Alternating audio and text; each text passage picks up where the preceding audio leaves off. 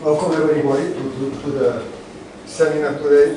We have today a speaker, Yanne Chembo. Most of you, all the ones of you probably know him. Yanne graduated from the University of Yaoundé 1 in Cameroon in 2002, and then he came to IFISC to do one of his PhDs, because he graduated here, he got a PhD here in 2006. He also got a PhD from the University of Yaoundé on using different articles in the PhD, so big novel job. Then he went as a postdoc to Besancon, to FEMTO-ST Institute, and also to the JPL, the Jet Propulsion Lab, JPL in Pasadena, California, where he started working on these small rings to produce microwave, pioneering the work in this sense. He had been working on microwave generation before using other kinds of schemes, like electro-optical systems. But when he moved to Pasadena, they started working in this microwave version, and this is some work that I think is pioneering.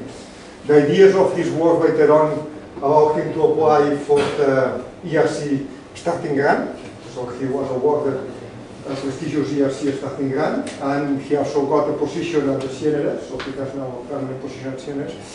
And he's now today going to talk on these micro rings and the recent advances that they have done on that to generate microwave. Yanne? By the way, this is a copy of his thesis. I wanted to show because it has all. Well, the thesis is very nice, except that because of the use, some of the pages are foamy. But I wanted to show it because of the nice cover, which is inspired on African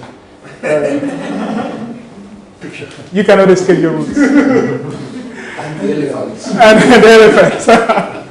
Thank you very much. He forgot to say he was my advisor, which forgot to say that. No one is perfect. That's what I unfortunately see. So, good afternoon, everyone, and thank you for having me again here. It is, of course, for me always a great pleasure to be here, and I always say that when I come here, it's like coming back home. And this is a place that I used to call, at least in my first months, one of the coldest places on earth. And here you can see it's a picture that was taken actually in 2005, the only time it did snow in Mallorca while I was here. And the first time I think in 50 years or something like that, and as you can see, I'm the only one that is not smiling. Everyone is so happy, and I'm just like, okay. And I remember Maxi saying like, hey, it's so nice, it's snowing, let's go and take a picture. I was like, oh man. and now, you know, it's one of the pictures, of course, I remember much fondly as about my stay here. And I say it's one of the coldest places on earth. It's also one of the hottest, because just for the PhD students that came with me, I chose the hotel in the Paseo Maritimo because I spent a lot of time there when I was a student. So this is one of the pictures that was taken there during my very hard working nights. So outline. I would like to talk here about whispering gallium resonators. I know that a lot of people here are knowledgeable of that, so I will be very quick. I would just like to give a short overview for those who are not familiar with the topic to know what this is about. I will also be talk about the nonlinear effects that you can have in these resonators, mainly the Kerr effect, the Raman. Applications of WGM, why do we study that? What do we do with these resonators? The quantum effects, it's the direction towards which our work goes right now, so I will say a few words about that, and then I will conclude. So when we talk about whispering gallium resonators, of course I use the short name of it, WGM. Actually we're talking about, or as I said, I will be pretty quick about this because I know a lot of you know about this. So in the St. Paul's Cathedral in London, you have a dome, and so when you are there and you speak along the walls, someone that is in the opposite side actually can understand you.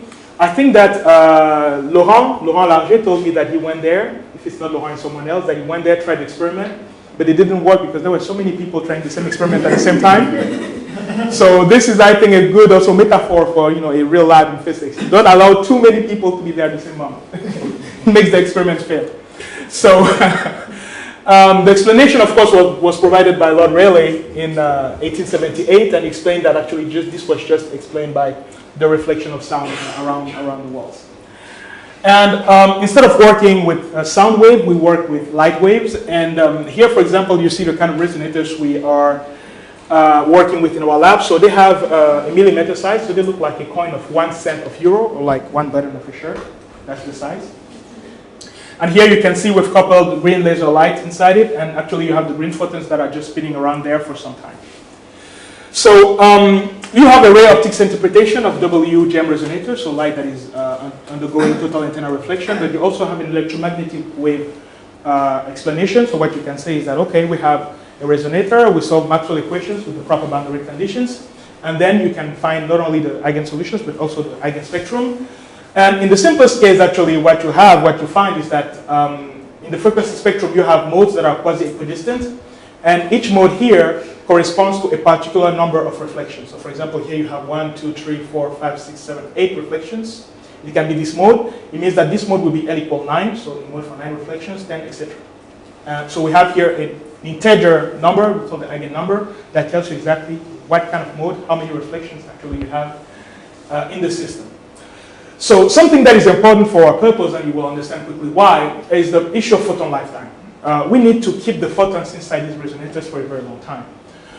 Basically, how do we measure photon lifetime, or how do we assess the photon lifetime? We just take an optical resonance. We here know the line width and the central frequency, and we define a parameter that we call Q, which is the ratio between the central frequency and the resonance line width. And it's actually, we see that it's proportional also to the photon lifetime. So when we say we have ultra high Q factors, which is a term that I will use a lot, it means actually we have narrow line width, we have long lifetimes, and we have ultra low losses. And here, just to give you a lot of magnitudes, the green photons we have here undergo 40,000 reflections to do a round trip. So in the picture, it was 8, here it's 40,000. They do something like 10,000 round trips before being annihilated, and they stay trapped in the cavity for 1 microsecond. So just to give you an order of magnitude, in a typical semiconductor laser, the photons are trapped for 1 picosecond. So here the photons are trapped for a duration that is 1 million times longer. So the advantage of that is that, so this is a side view of the resonator, of a disk resonator. So here, when you do a blowout here, you can see the modes. The modes are very confined. And the advantage here is that if you have the photons in these modes confined for a very long time, then you enhance the nonlinear effects because of two factors. Number one, the strong confinement. So you really have the photons that are forced to interact with each other. And the second important thing is the long photon lifetime. If the photons are there for a long time, then you enhance the probability for them to actually interact with each other. So when your cavity is linear, the photons do not interact. So each mode is independent from the other. So if you put a green photon inside the resonator, this photon will remain green. Each photon remains independent from the others. There is no coupling between the modes. But of course, when you have a nonlinear cavity, then the photons do interact, and all the modes start to interact with each other. So this is the basic picture. Once you understand this, you pretty much understand all what we're doing. We use a nonlinear cavity such that when we inject one mode or one color, one kind of photons in the cavity, then because of the nonlinearity, you have an interaction, and then you have a spreading in terms of frequencies. So basically, we are working with a particular kind of resonators that we call metal difluoride. So the formulas are almost always going to be XYF2. So basically, how do we have them? So you take here one atom here in this column in the Mendeleev table, and you take two atoms of fluoride, and you obtain, for example, here magnesium fluoride or calcium fluoride. A lot of people have been working in these resonators in the past. The two materials that we've pioneered are strontium fluoride and barium fluoride. And we've tried to expand them out further, but it was not possible because, for example, beryllium fluoride is soluble in water, so it's very difficult to polish. And radium fluoride is radioactive, so it's not even for sale. It's even more than it's not for sale. It does not even have a Wikipedia page, so it says how bad it is. For a molecule, a non-molecule, not even to have a Wikipedia page. So this is how it looks. So basically, they have a cubic structure, so they are anisotropic. for calcium, CaF2, SRF2, BF2. But magnesium fluoride has a tetragonal structure, so generally there is an anisotropy, and it's something that can be a good or a bad thing depending on the applications we are targeting. So when now we have these resonators made with these metal difluoride crystals, we want to explore the nonlinear phenomena inside them. So basically we have then a resonator, we pump it, as I showed with the green laser before, except that of course we pump with infrared lasers, and we have three kind of main nonlinear phenomena. The first one is the Brillouin effect. So Brillouin effect means that actually we have here a pump photon, and we have here one of the, this pump photon actually is scattered, so we have a scattered wave here, so it's going, we are going to call that a stock wave, and we are going to have also an acoustic photon. So this is actually a lattice vibration. It means that we are going to create a vibration in the lattice of the crystal. The second nonlinearity is the Raman nonlinearity. It's pretty much the same thing, except that instead of having an acoustic photon, we are going to have an optical photon. I'll explain the difference between acoustic and optical photon later. And this is a molecular oscillation. So here we have the lattice oscillation, and here we have a molecular oscillation. And the Kerr effect is just forward mixing. We have two input photons that are elastically scattered to two output photons, and these are due to electronic cloud oscillations. It means that here we have three nonlinear effects that are exciting the crystal at different length scale. Here we have the lattice oscillation, molecular, or electric level. So Raman, for example, what is a Raman oscillation? Consider, for example, you have a molecule of water. This molecule of water can oscillate this way. It can also oscillate this way, or oscillate that way. So it means that when you have a molecule of water, you can excite that molecule in different Raman branches. So when this molecule absorbs energy, that energy can be released in molecular oscillations depending on different fashions. So we are going to call these Raman branches. And it obeys this very simple energy reaction. So you have the photon here. This is going to be the scattered Raman wave, and this here is going to be the energy that will be into these oscillations. Now, this of course, this omega r, or this Raman energy, will depend exactly on the mode here that you accept. And here, for example, you see the Raman response of a calcium fluoride disc. So here, this is the pump here. So this is experimental, this is numerical. So this is where we put the energy. And actually, we see that actually we can have cascaded Raman. So here, the energy goes there. This one pumps this one, etc., etc. And here, we can see that we can go up to the fifth order. And we have models here that can reproduce and replicate that very, very accurately. I will not get too much into the details. I really would like just to give you an overview about what we do, and I will not get into the details of the models. So the second nonlinearity is the Brillouin one. So as I said, the Brillouin nonlinearity is a lattice oscillation. So how does that work? So basically here you have the resonator, you pump like this, so the pump photons are going to turn this way. And they're going to create an acoustic field that will go backwards. And because of this acoustic field, actually this input field, this pump field will be backscattered. And here you have what we call then the Brillouin-Stokes field that will go then in the opposite direction relatively to the pump. And it obeys this photonic reaction. So here you have a pump photon that will be scattered into one of photon to the Brillouin-Stokes, and here you will have the energy that will be here in the acoustic field. But now what occurs is that if this field is strong enough, then it creates another acoustic field now that goes in the forward direction. And once you have a forward and backward field, then you can have higher order, actually, Brillouin scattering in the resonator. And when you actually want to check if the theory fits with the experiments, actually it fits very well. This, for example, is an experimental spectrum. Here you have the pump, first, second, third order, etc. So you can see you have higher order Brillouin scattering. And numerically, you can have that, and you can even clearly see the difference between the order, even pairs, where actually the energy levels are alternated. So the third kind of nonlinearity, which is actually the one that we have studied most, is the K nonlinearity. So here what occurs is you have, of course, two input photons, alpha and mu, that interact through the K medium and output two different photons. As I said this morning, it was half a joke. As the theoreticians, when we see that the model works, we're always surprised. And this model actually works outstandingly well. Here you can see, for example, the comps that you can obtain experimentally, and this is the simulation. I will talk about the model we use for that a little bit later. And once again, what we do here is that the energy is put only here in the pump, And because of the nonlinearity, then the photons are scattered around neighboring nodes. And here you can see that as we change, the parameter we change here is just the frequency of the laser.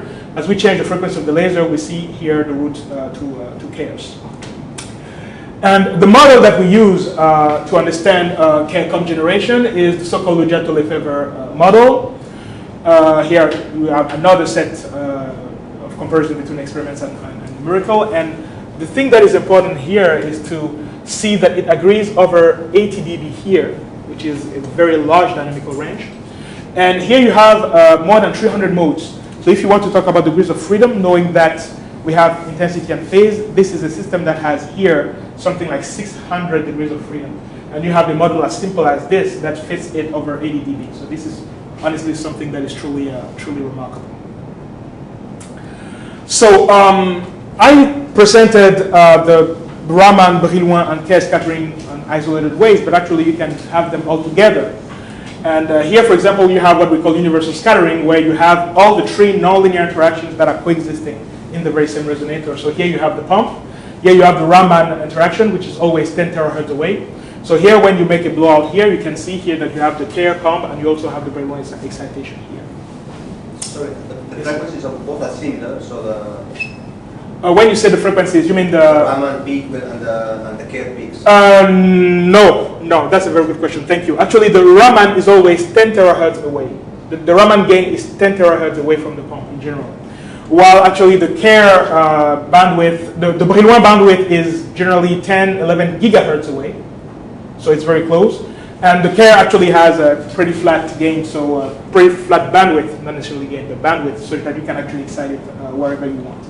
But the Raman, you will always see the Raman something like 10, 11 terahertz away, and you will see the Brillouin 10, 11 gigahertz away. And the Kerr, you can see it everywhere.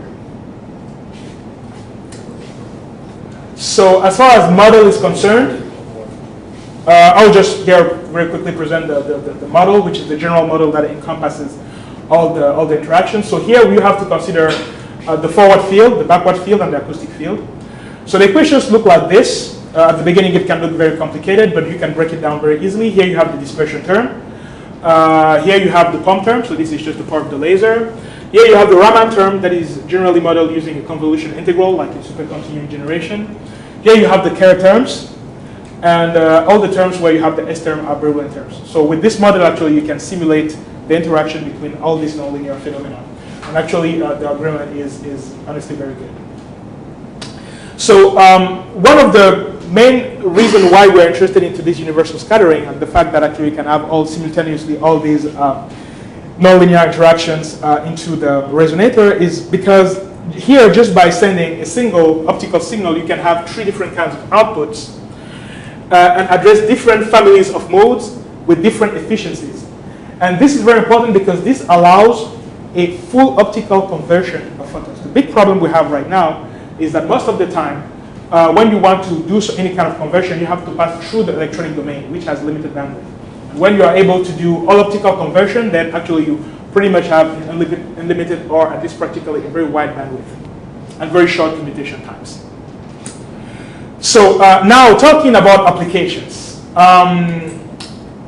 When, for example, we talk about telecoms, something that we have to keep in mind is that we have different kind of solutions whenever we pump the resonator.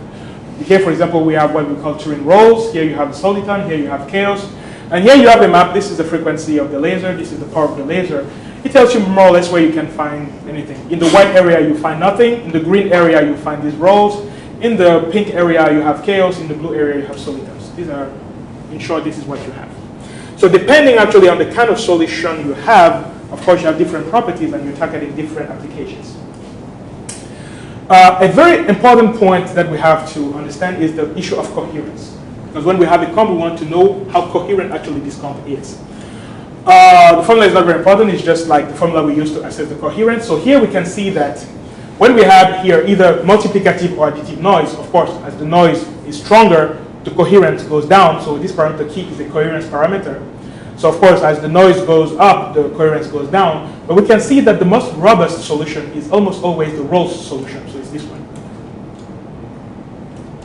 It's almost the most robust because it loses its coherence the most slowly. And even here, when we only have additive noise, when you stay in areas of realistic noise levels, you see that actually the rows are almost always the most robust and the most coherent.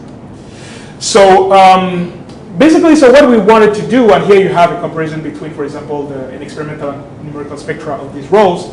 What we have, once again, I would like to remind it, is that we pump here a resonator with its single frequency, and at the output we have a comb. But in the time domain, here you have a flat state, and here you have a modulation. And it's, of course, you obtain this simulating this Legendre-Lefebvre equation. So the first application that we have in mind is the generation of microwaves and millimeter waves. So how does that work? So here you have the spectra, and of course, since these are rows, you can have different spectra with different spacings. Here you have 12 gigahertz, 18, 24, 30, 36. So you can have the spacing in the comb that you want. And you just have to send this comb to a photodiode to obstruct a microwave that has exactly this frequency. And here you see what we call a phase noise spectrum.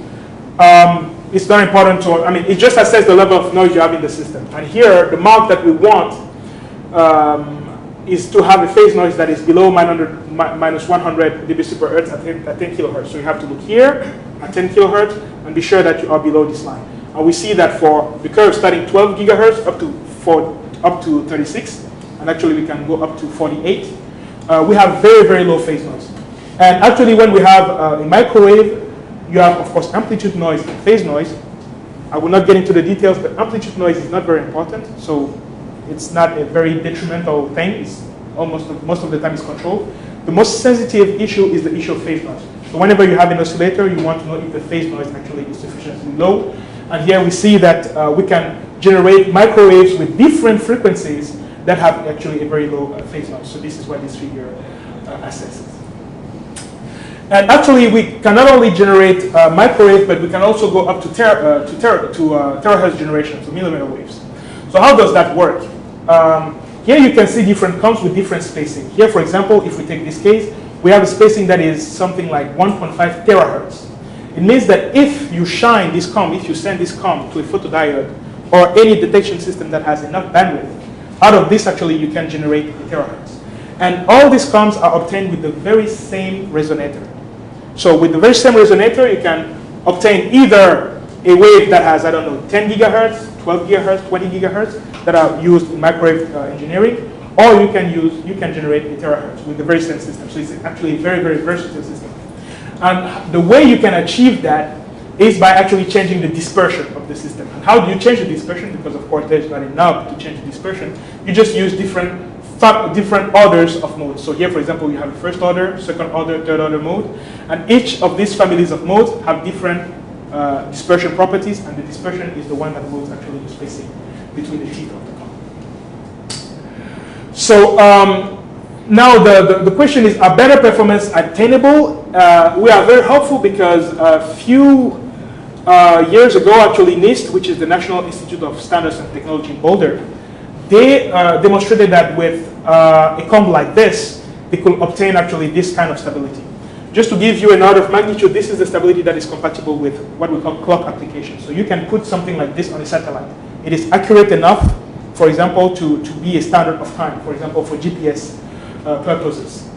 And what actually we want to do is to see if it comes with this, which are cleaner, if we can actually obtain a better stability. We are hopeful that we can.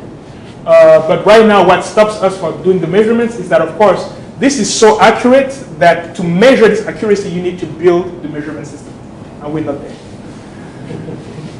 So another application is WGM telecommunication, so wavelength division multiplexing communication system. So here the idea is that, it's exactly like when you wake up in the morning and you switch on your radio. I don't know, you may listen FM 99 or FM 101. A frequency is a radio station. So the telecommunication systems work the same way. A given wavelength is actually a channel where some information is put. So if you want to put more information in a telecommunication system, you just need to have more wavelength. So one of the ways it's made now is that you have as many lasers as wavelength, or you can use, for example, modulator to create other lines. But the idea we wanted to explore here is that here with a single laser and using this resonator, here in the output we can have many wavelengths, and we can see if these wavelengths can actually be used in optical telecommunication networks. And actually, it works pretty well. So this is an experiment that we did, I think, 3 years ago with the Karlsruhe Institute of Technology, so the KIT in Germany. So here you can see the pump. And of course, here the data that we had, the amount of data that we had to send was really, really big. The kind of experiments we could do in our lab were experiments with 10 gigabit per second, for example, that kind of things you can do in a normal optics lab. But this is really a telecommunication lab where you can send hundreds of gigabit per second. So we had to, I put all our experiments in a little truck, and we went to Germany in their lab to make the experiments. So all the parts, all what is there is theirs, and actually our equipment is behind in the back. And as you can see, we just like focused on monitoring our com. And well, actually, he's actually seeing here, and he doesn't worry, but we were worried about like, okay, is this working fine, or but actually it went pretty well. So what we could achieve actually was a transmission of at 432 gigabit per second, back to back. And when we used a 80 kilometer long fiber line, we went up to more than 200 gigabit per second. And this actually is a really large amount of information. It corresponds to something like 3 million simultaneous phone conversations, or 10,000 MP3 songs that you can download this thing. It will take a lot of space in your living room, but you know, if you like music, I think that you can make the effort. But to be honest with you, the same lab has collaborated with another group, the Kippenberg's group, and they've actually demonstrated, they've been way beyond that. They've demonstrated, I think it was 1.44 terabit per second. So actually, now they can even go much further with integrated resonators. So we're also working on integrated resonators. The goal is just that instead of taking these crystalline resonators that I showed you, we actually want to manufacture integrated resonators so that we pump them here. We have our Coherent com here, and we can use it for optical communications. So this is one of the very first samples that we fabricated. So here you have a ring here. Of course, since the light propagates in the periphery, you don't need anything here in the middle. So you can just have a ring instead of a disk. And here you can see the blowout here of the coupling area. So here the coupling is by evanescent field. And this work is still in progress in the group. So quantum phenomena. The first question, of course, every time that I say that we're moving quantum, people always tell me, okay, at this point, why do you want to go into, how Maxi said, the obscure side of the force? Now this is Laurent that you use the word obscure too, but Laurent, the obscure side of the force. So why do you want to go there? So actually, the reason is just pragmatism. We've been working the last 5 years in ultra-stable photonic oscillators. And the role when you're working on this metrology is you want to kill all the technical noise, all the vibrations, and you want to kill all of these things. And when you minimize the technical noise, well, the noise that you cannot eliminate is the quantum noise. Actually, for us, it's, I wouldn't say easier because it's still a very difficult task, but we arrive at the level where we have, with our very same experimental systems, we can now start to see quantum effects. And the two principal applications are squeezing and twin photon generation. I will say a few words about it. And the interest is that when you use a resonator, actually the effect of these quantum effects is enhanced by the Q factor, actually the cube of the Q factor. So the fact that the light recirculates actually enhances the quantum phenomena that actually you want to see. Most quantum systems now are just what we call one-pass systems. So they have like a nonlinear crystal, they shine a laser, and at the output you have some quantum phenomena. But when you actually have a ring, the fact that the light recirculates actually enhances the quantum phenomena, and much more importantly, you have now the quantum phenomena with the smaller threshold. So I've already presented this quantum representation of Kerr combs, and now the quantum phenomena that we are going to study are of two kinds, above threshold and under threshold. So on the threshold, what we have is what we call the spontaneous comp. It's exactly like spontaneous emission.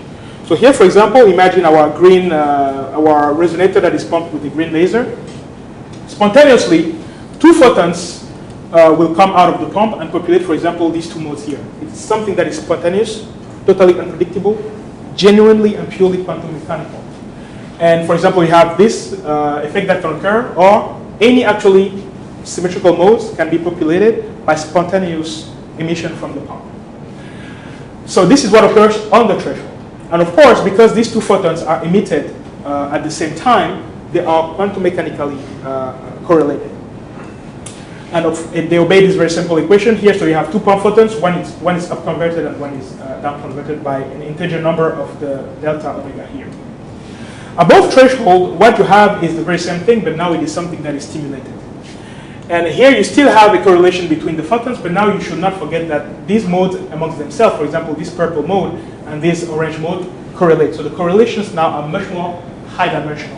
It's not only a two-dimensional thing here, because here, this mode here and the one here, they are so weak because you only have quantum noise here, that you can assume that they don't actually cooperate or they don't interact directly.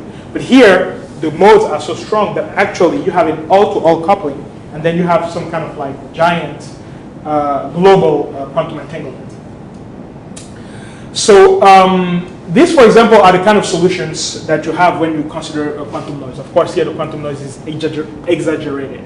So you have a flat state. So here in the spectrum, you just have the pump laser, and you have here the quantum noise. So what it creates is that here you have a flat state that is noisy.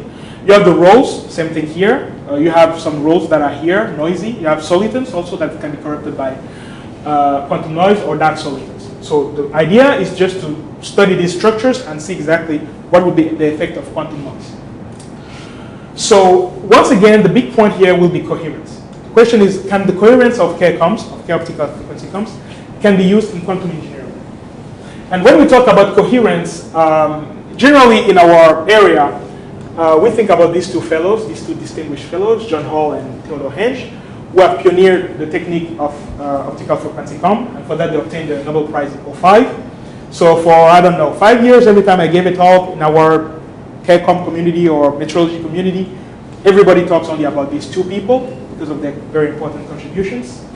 And actually, nobody talks about this one, Rob Glover. And it happens, and once again, it's not something that I foresaw at the beginning. I didn't see that at the beginning, but now that's where I am. I see that what I'm doing, I started here, and I'm ending here. So maybe actually the people who awarded the Nobel Prize to these three fellows, maybe they had that vision beforehand, I don't know.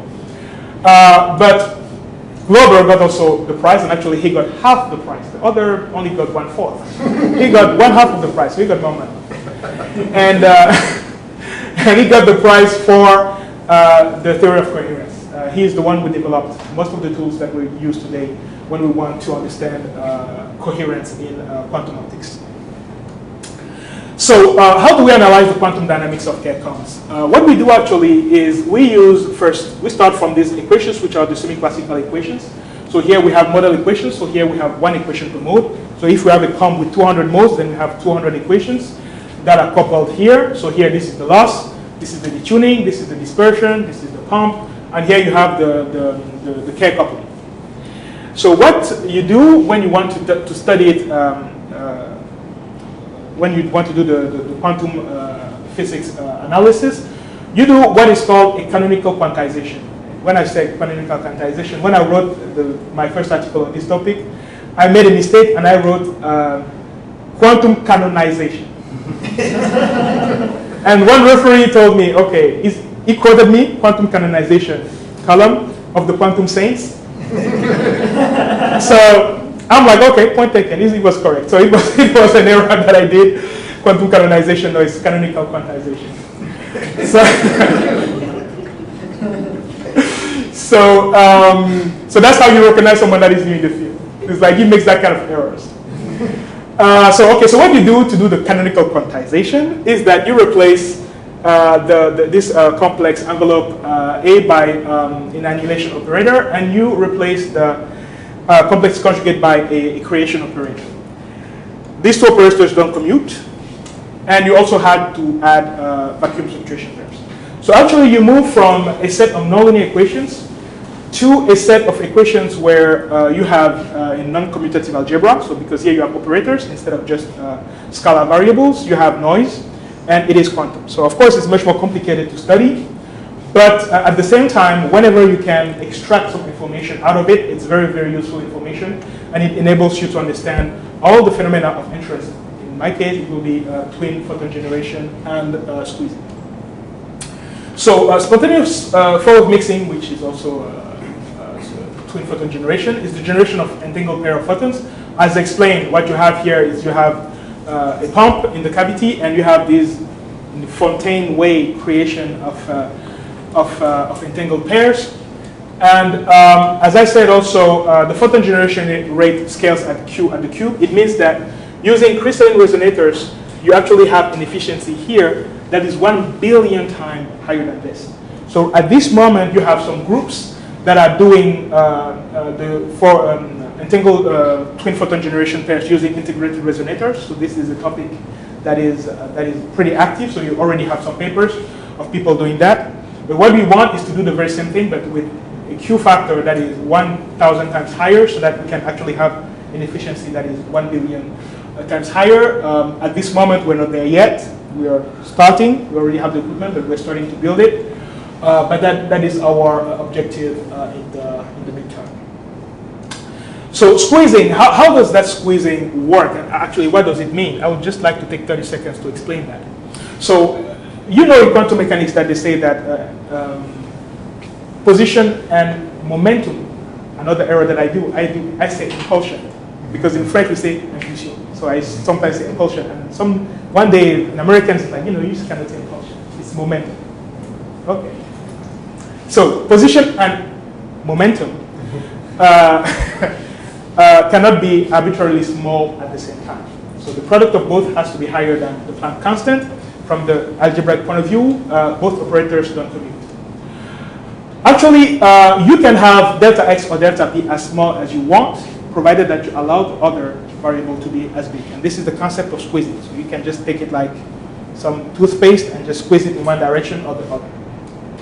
So how does this work for quantum optics? Of course, we don't have position, we don't have momentum, but we have 2 degrees of freedom that are basically the amplitude and the phase of the field. And here you do this small manipulation, and here you have what we call the quadratures of the amplitude and the phase that actually don't commute here exactly like position and momentum. And then you can also have the squeezing. So basically, in quantum optics, what you have is you can have very small amplitude noise if you accept to have larger phase noise, and vice versa. And spectra-wise, this is how it looks like. So these are some theoretical spectra. So basically here, for example, let's suppose you squeeze in this direction. And let's suppose that this is the amplitude. Then you see that 1 here is normalized. So 1 here is the level of quantum noise. So here you see that if you squeeze here the amplitude spectra will be below the quantum noise. Of course, here, this will be the phase. The phase here will be above the quantum noise. And if you are in some arbitrary direction, then you will have an intermediate spectrum that will be a mixture of amplitude and phase noise. So this was single mode squeezing for different modes? This is, sorry, it's too much squeezing. Too much squeezing. It's too much squeezing, yeah. For different pairs of L? For different pairs of L, exactly. So here I just took 1 pair, and yes, here I just took 1 pair, plus minus L. And here, what do I change? I just take different operators, yes, just different squeezing directions. And that's how I obtain this spectra here. But it's too much squeezing. Okay, so these are the experimental setups that we want to build. So basically, below threshold, what you have a laser, you have the pump here, you pump the resonator. Here you have your spontaneous forward mixing column. Here you need filters, very narrow filters to isolate, for example, here the signal, this blue, and here the idler, this red, and here you do the analysis for the twin photon generation. And above threshold is pretty much the same system, except that instead of having a spontaneous comb, now you have a stimulated comb. Same thing, here you do the filtering, here you have the signal, here the idler, you photo detect them, and then you can see actually that you are below the quantum noise. But of course, for this to work, you have to minimize all the technical noise in all these blocks here, which is a very, very big deal. So how do we address that challenge of minimizing the technical noise? And this is exactly what we are working on. I would not say right now. It's been 2 years that we started to work on that. We actually have to stabilize the resonator here and fulfill these 3 key points. We need to have a temperature that is stabilized to the millikelvin. We need to have a very small volume. So basically here, what our target is to have a matchbox, something that you can hold in your hand, and it has to be very robust. It means that it needs to be something that when you have your hand, if you throw it to the wall, it needs to be very, very resistant. So this is something that it's been, as I say, 2 years that I'm starting to work on this quantum thing. So I started to work with some colleagues in these labs 2 years ago. And this is the final, let's say, engineering view of it, and this is how it looks like now. So at this point, so here you have the resonator. You see here you have like 4 bands here. There are here, you can barely see them. They are orange here, but there are these bands such that the full resonator is isolated. It's like a trampoline. It's isolated from vibrations. Here you have, this wire actually are there to control the temperature. So here this is a power transistor that we put on the resonator to control its temperature very accurately. So as I say, our target is to control that to the millikelvin. And at this point, the first successful tests were made to validate the temperature control, etc., etc. And only then, when we will know that we can have a resonator here that is isolated from vibration, with the temperature that is controlled to the millikelvin, only then we will be hopeful that we'll be able to see all the quantum phenomena that we had. And then we will say that we can take everything here except Khaldun and put that on the box. To be honest with you, we're not at the point to put everything there, maybe all what is in there, because the laser, for example, we're not talking already about packaging the laser. For now, this is not of any of our concern, but pretty much all what you see here on the tabletop is something that we want to put there. And our objective is to perform compact quantum systems, to have compact quantum systems at ambient temperature. This is really our midterm target. We know we will need some time to get there, but we are already working towards that objective. So, in conclusion, I always have the same conclusion. I always say that we have 2 kinds of challenges. We have science challenges and we have technology challenges. Science challenges, of course, we have to answer the questions related to the nonlinear, stochastic, and quantum aspects of these systems. The technology performance, the technology objectives are the most, sometimes the most difficult. They're interesting because that's how we get the money. It's because when people see that there is a clear technological application, it's easier to get contracts. So that's good. But it's also sometimes not very grateful, not very rewarding.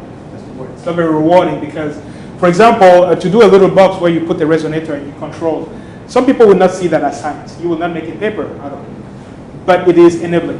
If you don't do that, you will not get to the science that you want. And sometimes you need to take, a postdoc that will work in this unrewarding work. So this is for you, Raman, if you're watching. That's my pledge for you to stay. So you need to take someone to work on this very unrewarding aspect of taking a resonator, making it in a box, and rubbish-free and noise-free and everything, such that after you can make the cool science, quantum, whatever. So these are the 2 kinds of challenges that we have, science and technology. I would like to thank all the crew that works with me, all the PhD students over the years, and the postdocs. Thanking, of course, the funding agencies, and thank you very much for your very kind attention.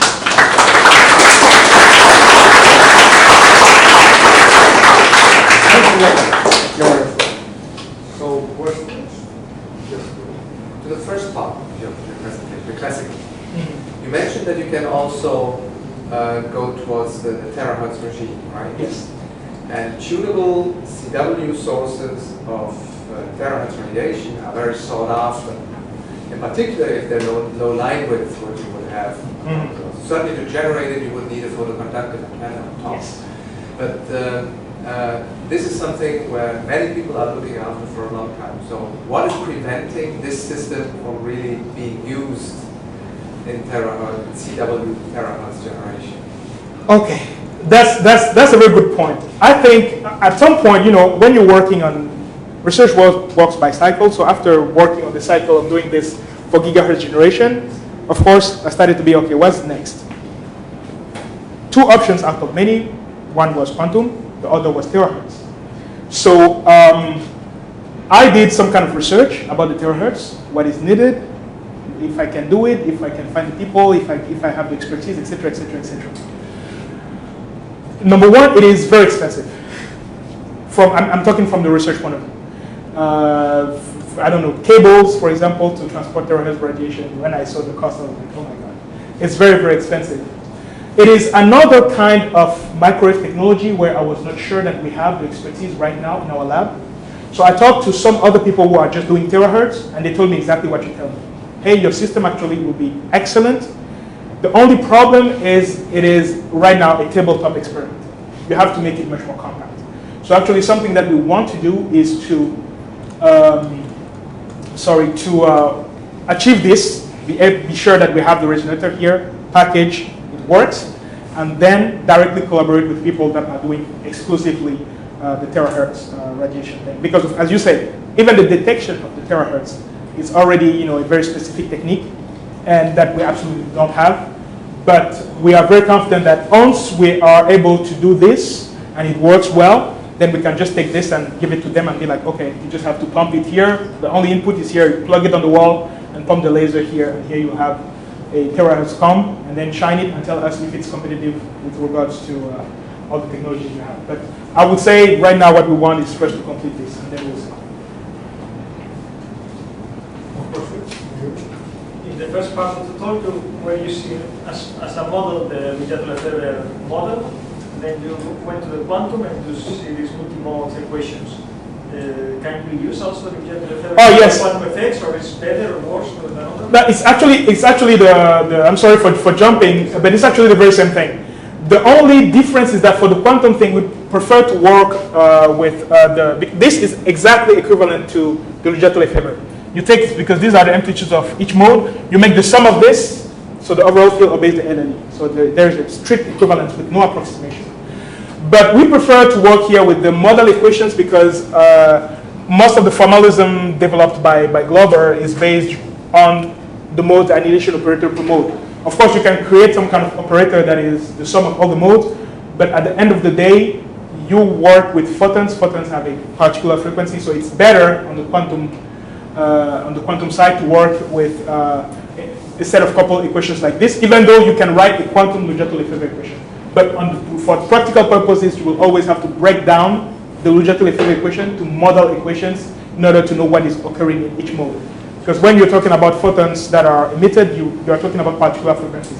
So it's always better to work with the model, even though you can rewrite this very same equation as a quantum Untitled fiber equation. It works perfect. More questions? When you have a singular resonator, you usually have this profile for the code that is unequalized power channels. Do you see any potential of combining several resonators in more complex topologies, probably coupled with them, and making this missing equalization work while preserving the coherence of the comp? source? Yeah. Some people actually do that. It's easier to do when, of course, you work with integrated resonators, because then you can couple them much more easily. Right now, since, even though we also work on integrated resonators, we prefer to, yes, okay, I just wanted to, yeah. So we prefer actually to work with crystalline resonators because they're much more efficient. But then the disadvantage is that, of course, when you talk about coupling resonators, it just doesn't work. You just cannot, if you want to do that kind of things, you really need to work with integrated ones. And it's true that one of the problems is the fact that the lines are unequal. But there is one way to solve that is if you have more lines for the same power, then the lines have less power as well. So there is a trade-off there. So of course here, instead of having, I don't know, 7 lines, yes, you can have 700. But then necessarily, if you have the same power, the lines will be weaker. When the lines are weaker, it means you have a worse signal-to-noise ratio. So there's always, a trade-off between having a lot of lines and having less lines, but much more powerful. Something, for example, that we saw here is that, exactly, the rolls here are more robust, as you can see. Why are they more robust? It's because they have fewer lines. The rolls typically, so this is typically a roll pattern. Here you see there are 7 lines, but they are very, very strongly correlated. But if you have, for example, a soliton, you can have, I don't know, 100 lines easily, but then the correlation is much weaker. More questions? I have a question. When you mentioned that you can select the modes to go, for instance, to terahertz or instead of microwave. And my question is that easy to select the modes? I mean, in practice, is that something that you can just do it, say, in real time, just let's choose now? Or is something that you have to carefully prepare the experiment for? It is actually very easy. The problem actually, it is so easy that we actually don't have enough control on it. So if right now you ask me, okay, I would like here a spacing of 229. I cannot do that. Because, so one of the things that we want to do right now is also to have a better control of the resonators, such that we can have any spacing we want on demand, which right now we cannot, because the resonator is too thick. So we have so many, so here for example, we have so many families of modes, because they're not only expanding radially like this, they're also expanding like this, on top and on the bottom. And there are so many families of modes that we don't necessarily know which family we are in. But in integrated circuits, the ones that it's totally defined. There you probably can control much better. Exactly, they are full control. They are full control. The only problem with the integrated, I see two problems. Number one, the Q factors are lower. The second problem is the injection.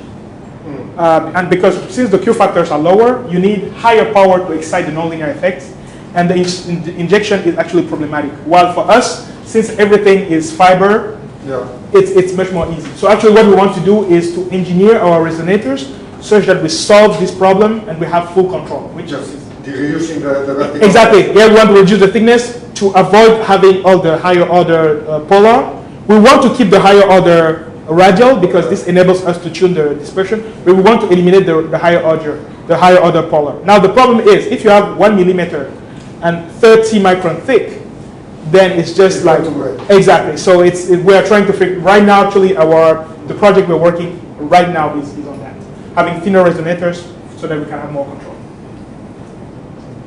Any other question? So if not, we thank Yanne again. Thank you very much.